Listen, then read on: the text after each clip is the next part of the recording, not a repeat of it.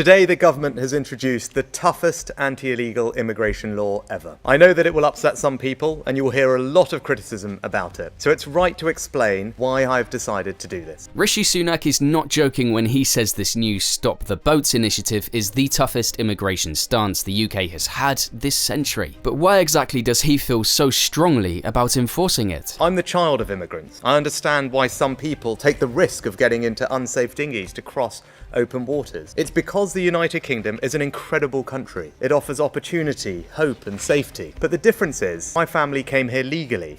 Like most immigrants, they integrated into local communities, worked hard to provide for their family, built lives and businesses, found friends and neighbours. And most of all, they were really proud to become British. Illegal immigration undermines not just our border controls, it undermines the very sense of fairness that is so central to our national character. We play by the rules. We put in our fair share. We wait our turn. Now, if some people can just cut all of that out, you've not just lost control of your borders, you've fatally undermined the very fairness upon which trust in our system is based. That's why this legislation is so necessary, to deliver an effective deterrent to those who wish to come here illegally. So with these fair points in mind, what exactly is this new immigration law that has caused such controversy in the UK and around the world? So the bill does include what are known as notwithstanding clauses. These mean that our domestic courts will no longer be able to use any domestic or international law, including the Human Rights Act, to stop us removing illegal migrants. Let me just go through the ways that individual illegal migrants try and stay. Claiming asylum, that's now blocked. Abuse of our modern slavery rules, blocked. The idea that Rwanda isn't safe, blocked. The risk of being sent to some other country, blocked. And spurious human rights claims, you'd better believe that we've blocked those too, because we're completely disapplying all the relevant sections of the Human Rights Act.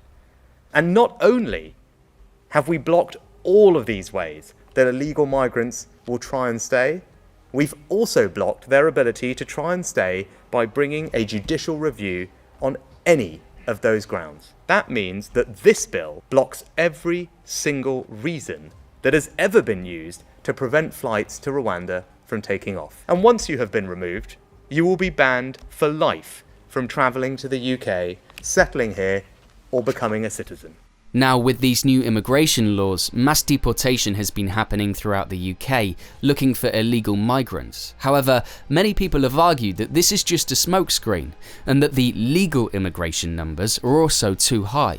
Quickly, if you don't mind, your reaction to these migration figures in the UK. Massively higher net migration last year than we've been led to believe. Very high again this year. This all from a Conservative government that promised to take back control of the borders and reduce net migration to tens of thousands. Well, obviously it's a political failure, a generational political failure that's just sped up in recent years. That it has happened, as you said, under consecutive leaders who've promised that exactly this wouldn't happen is a disaster for Britain. Quite what a disaster it is, I think we can already start to see. Paul, I mean, there's a hard reality here. Yes. This migrant problem is not going away. It's getting worse. There are more and more people now coming across the continent trying to find somewhere to go. And you're seeing a rise of very right-wing populist leaders now winning elections as voters say, you know what, we need someone to do something about this. Which is why we always have to be careful with the language that we use. Right. So you started with the word, the problem. There isn't a problem. We actually haven't... You don't think increasing haven't... population is a problem with the state of our NHS? Our population... I had an experience of the NHS recently, right, with a family member. And it was horrific. Partly horrific and partly great. The horrific part was an A&E. Have you been to an A&E in an NHS hospital recently? I have. It is I've got 3 children, Piers. It's like a war zone, right? Yeah. And you've got people who've just had heart attacks being left on trolleys in corridors for 6-7 hours. I know, because I know who it was, right? And then you get good treatment once you get through that system. But can we take millions more people in this country? Genuine question. As long as I've got any objection to any individual, can we sustain that pressure on our already creaking public services? The reason why, so there's 2 different questions there. It's our creaking public services and can we take more people? The answer is we need more people. The second answer to creaking public services is we need more people because our public services are creaking. Now, these 750,000 new migrants into the UK last year were shocking figures. Hence, that is why many people argue that the illegal migrants and the Stop the Boat incentive is not the biggest problem. The thing is, over 50% of those people, those figures that you've just quoted of the 750,000, they're dependents. So they're dependents of people coming in legally, so workers that have come in. So we're talking women and children mainly, who rely on the NHS, education, all of these things. At the end of the day, we have to admit Britain That has... seems to be a big part of the problem. But that's which the is not issue. the actual skilled workers that we need, which I think we totally can all agree on that. It's the number of people that come with them, right? Family dependents is actually a very large number of people. The thing is, I understand your point that we need these skilled workers, but at the end of the day, they are not coming without families and dependents who rely on our public services. But also, we have to have a conversation about what Britain is willing to give up in exchange for slowing this migration. The reason why the Conservatives haven't tackled this issue is because big business likes mass migration. Absolutely. It has a downward effect on wages, so it keeps wages minimally low. We look at GDP figures and we somehow resemble a dynamic and growing and strong economy when that's not the case. We live in a low-wage, low-productivity economy, and that's the bigger issue.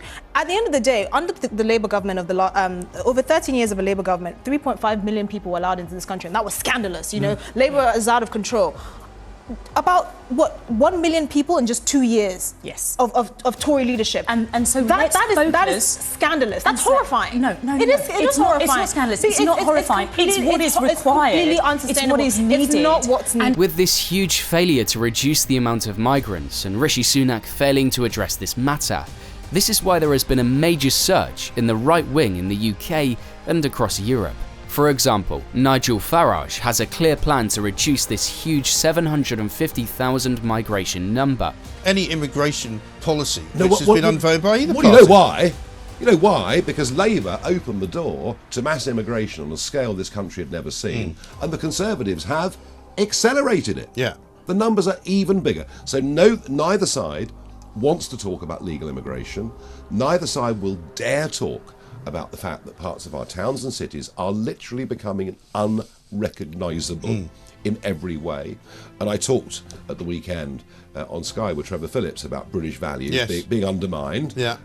Look at that demonstration last night in Parliament Square. Incredible. I mean, were they British values? Well, they were shouting for jihad, as far as I could make out. Yeah. And they were also there from 6 in the afternoon, and they were supposed to finish at 8. They were still there, being cleared out by the police at 2 a.m.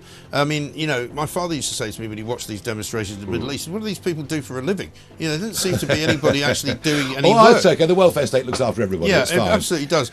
So, what are your thoughts on this topic? Is the Save the Boats incentive enough, or is it too little too late from Rishi Sunak? And is the problem of 750,000 new migrants last year a greater issue?